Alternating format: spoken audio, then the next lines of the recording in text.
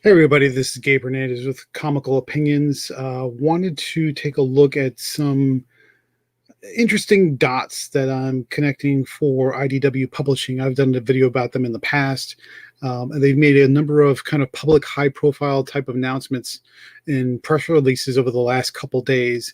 And you might be saying to yourself, "Oh, that looks great. IDW, they're making some moves, making some progress. That's all wonderful." But I'm wondering if these are sort of last minute desperation moves, and I'll give you a little bit of information to kind of tell you why I think that might be the case.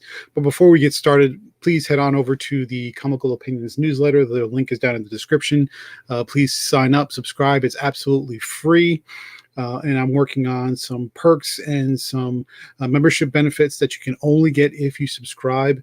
It's completely free, and if you go over there now, you'll see that I have a number of different newsletters and articles that are up right now, including the latest talking about the importance of editors in the production of comics and how basically a good editor can make make a comic great, and a bad editor can really screw you if you're not careful. So head on over to Comical Opinions. The link is down in the description. Sign up. It's absolutely free. And for everyone who subscribes, there'll be some interesting benefits that are coming down the road. So let's get back to the news at hand related to IDW. And forgive the sort of clickbaity title.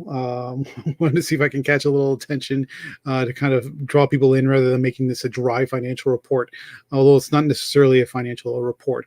What's happened over the last couple of days is IDW has made a number of very public announcements about changes and things that they're doing. First and foremost, if I could, let's see, not that one. This one. IDW is announcing Nachi Marsham as new publisher. And let's see, who else have they got?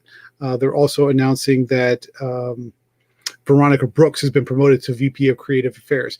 And you're saying, wow, that's great. That's good. They're promoting people up. They're bringing on quality talent. That's, Nachi's coming over from Disney and DC. So that's definitely industry experience. That's going to help IDW out a little bit, and which is great. ICV2 article also has IDW extending returns through end of year. So that's, again, another check mark, green check mark for them. Better than DC and Marvel, that's for sure. And what it's doing is it's setting itself up with these two articles combined, making it look like they're making high-profile hiring moves. And they're also showing longevity by extending the return policy to the end of the year, where they're trying to send a public message that they're growing and that they're going to be around for a while, which is all good. But let's back it up a little bit and see where's this coming from as far as why are they doing all this on top of that. And then which leads me to the third article, which is sort of where the title of the video comes in. So if we look at the financial stock information of IDW over the past couple of days, you can see that, well, let me back this up a little bit. They've been going down for quite a long time. As a matter of fact, since about their peak in 2017, they've dropped like a stone. That's not new. That's not surprising information, but it is what it is.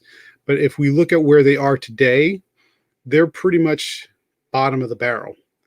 And you're going to say to yourself, well, what happened here around the 31st to the 1st that really put them at the lowest spot that I think that they've ever been in ever? And the answer to that is they released the information that was put into the speculation report for investors, which is their quarterly report for how they're doing and what they're intending to do for their future. So if we look at this report, and I'm not going to go through it because it's pretty dry stuff, but it gives you a little insight into their strategy and what they're planning to do. Remember, all these announcements came within the past 2 days. And this report was also published on that day or the day before they had that spike. So in this time frame is when they published this report. And they're talking about essentially what's their strategy for going forward, what they're going to do to survive, and what is their speculation going forward as far as a company that's in the position of growing and surviving. So they have a lot of growth initiatives. I want to get to here, entertainment business.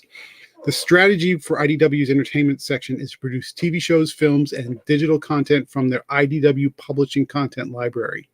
Initial results are produced 5 global series for Netflix, Sci-Fi, and BBC, which let's talk about in a second. And the challenges are our ability to scale and success and cash flow favorable deal economics, which means they're struggling to get the stuff made because it costs money, and they're struggling to kind of keep that money flowing into the productions because, frankly, they don't have it. And when we look at the type of not the type of shows, but exactly the shows they're talking about, there are 5 primary ones: Locke and Key, Winona Earp, October Faction, V Wars, Dirk Gently. Why is this surprising, and why would this maybe have precipitated this dip in here that pretty much put them at the lowest point in their history of the last few years? The answer pretty much is because of all these shows, the only ones that are still remaining are Winona Earp and Locke and Key. October Faction was canceled after the first season. V Wars canceled after the first season. Dirk Gently, and this is the Elijah Wood version of Dirk Gently. Their last episode was in 2017. It was canceled quickly thereafter. So, and if we look at what's left, so if we look at Dirk Gently, is believe the numbers were slightly lower than fellow BBC America program Orphan Black led the choice for the network to cancel the show, and this was back in 2017. So Dirk Gently is gone, and that was on, I think it was on Hulu, if I remember correctly. V Wars and October Faction, both Netflix, and they were both canceled out the first season. I think I watched a little bit of the October Faction. It was okay, but it was fairly bland.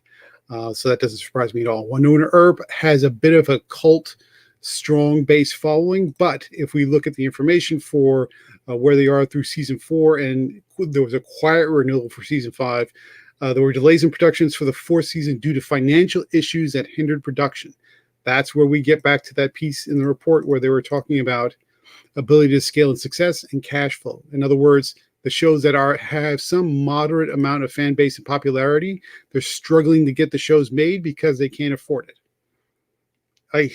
Okay, so and that's what leads us over to Locke and Key, which is basically, of everything they're showing here, the last one they have left. Locke and Key got approved for season 2 on Netflix. Season 1 was okay. Season 2 is approved, but what's concerning is they're pushing really hard to get that made. So much so that they start production on it. Let me go down to the section. They start production on it, and as of this video, a little over 2 weeks, which is surprising. We are still in the middle of the COVID-19 lockdown. Coronavirus is still a very real issue. As a matter of fact, big news for today, they restarted production on the Batman film with Robert Pattinson, and they had to halt it after just days of shooting because the star contracted COVID-19 and made himself got himself sick. So I don't know if he's actually sick or he's just contracted the virus, or what the story is. We're still waiting for more information about that. But Robert Pattinson is not what you would call, unless he has some underlying condition, respiratory or cardiac or something else, he would not be considered high risk, technically speaking, for the majority of folks that contract COVID-19. Who would be considered high risk? Kids. Kids would be considered high risk. And usually the elderly as well, especially if the elderly that have underlying symptoms of coronary disease, respiratory disease, obesity, anything, things of that nature. So what you see happening is, once they made this announcement, so let's take a look at the stock information. They get this big dip when they put out this investor report. Then they get a little bit of a spike when they make the announcement about Nachi Marsham. It goes back down again just because, that type of information doesn't only last so long. And then when they get the information about Locke and Key getting ready to start production again, that gives them a little bit of a bigger stock boost. And this is a result of the Locke and Key information. So kind of going back to the clickbaity title, and again, for apologies if it's a little too clickbaity, but the concern is we're still in the middle of coronavirus COVID-19 lockdown. We still have movie productions in a number of different places where now even the lead stars are contracting COVID-19. This is just as of today. And so the concern or the fear is, which is kind of where this title comes from, is that IDW, who is in a pretty rough financial situation, if you look at the graph, they're in rough shape, financially speaking, from a stock point of view. And what's happening is, if you look at their quarterly report, all the speculative stuff that they're putting out about shows and distributions that they're looking to push are just either 4 out of the 5 are either in tough financial shape or outright canceled. And this is what they're hanging their hat on. If we move a little bit further down the list, they're all about going to market with a powerful lineup of pitches. They're all about pushing to Hollywood. They're all about pushing to streaming services. They're all about pushing to TV channels and making doing what they can. And even in the case studies, right at the first box, right at the bottom of the list, Netflix orders season 2 of Locke Key. You don't see any of those other shows listed. They're either canceled or on their way out, and it's looking like it's going to be a rough position for IDW. And if you go a little bit further, going into the appendix, you get the P&L sheet, which shows you their financials. You start to see a little bit of improvement as far as their gross profit.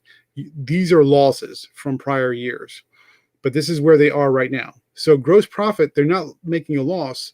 They are making a gain, but so far year to date, it's not looking good. I mean, the numbers are really small, and they're still taking a loss for the 12-month ending April 30th of this year, which is just a few months ago. They're still taking pretty heavy losses. So that's the concern. That's the point of the video. That's the point of the title. Is IDW just put out their investor report. They're hanging their hat on everything they can to do TV, film, digital kind of entertainment off the existing properties. And yet the only examples that they have to point to are shows that are outright canceled. And in Dirk Gently's case, has been canceled for a couple of years now. Winona Earp, even though it has a very avid fan base, financially is on the ropes. They can barely afford to keep the show running. The only strong player they've got on the list is Locke & Key, and they're pushing to get Locke & Key season 2 out in the middle of a pandemic when we already have examples of Hollywood actors, movie stars, sports stars. If you want to look around a little bit further, they're all contracting COVID-19, and yet they're pushing this show, which is led by children who are in a high-risk category, to start filming in a matter of weeks. When you put all that together, it doesn't smell good. It doesn't smell right. It smells like a company that's making desperate moves, maybe making risky moves, maybe putting lives at risk so they can get that show made, so they can continue to show their shareholders and their investors that they are making progress, that they are growing, that they are a company that's worth investing in. Very concerning. I'm going to continue to keep an eye on it. And if you hear any information about IDW or what's going on with them, please feel free to drop me a line, put a comment down in the description. So what do you think? Is IDW kind of making some desperation moves here? Or is this just normal stuff that or making a mountain out of a molehill? Let me know what you think below. Please comment, like, share, subscribe. Or if you think I'm way off base on this, give me a thumbs down too, and tell me in the comment section why I'm way off base. And before we go, if you haven't already, again, please click on the link in the description to sign up for Comical Opinions, the newsletter. Put out a new in-depth article about every week at this point, and it's completely free. And for those that are subscribing, I'm working on some perks and some interesting benefits that you can't get anywhere else unless you subscribe. And you can check out the articles for free that are out there right now. So let me know what you think. Again, IDW, let's see, are they making some desperation moves? Let me know what you think as well. This is Gabe Hernandez for Comical Opinions. Thank you for your time, and you have a great day.